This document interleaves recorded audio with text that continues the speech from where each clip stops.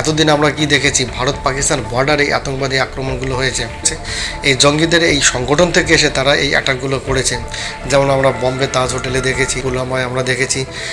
এবার কিন্তু এই ঘটনার সঙ্গে দুজন ডাক্তার জড়িত। তার মানে কি, এই আতঙ্কবাদীরা তারা কিন্তু তাদের নেটওয়ার্ক, একদিকে সোশ্যাল মিডিয়া, একদিকে অনলাইন ক্লাস, অন্যদিকে যারা মানব সেবার কাজে যারা যুক্ত, এইরকম সেক্টর থেকে তারা তাদের নেটওয়ার্কে তাদেরকে অন্তর্ভুক্ত করছে। তাহলে এই যে ঘটনাগুলো, এই ঘটনাগুলো কিন্তু আমাদের অন্যভাবে চিন্তা করতে বাধ্য করছে। এখন মানুষের মন এবং মানুষের দিমাগ নিয়ে খেলছে এখন।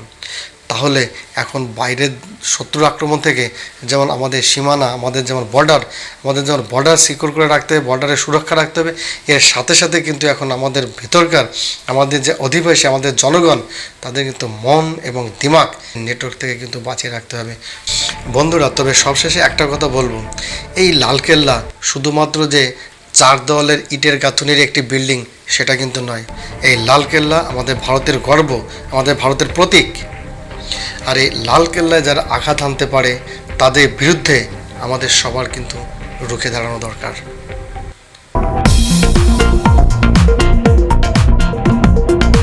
আমার ভিডিওটি যদি ভালো লাগে তাহলে অবশ্যই লাইক, শেয়ার এবং সাবস্ক্রাইব করে পাশে থাকুন। ধন্যবাদ।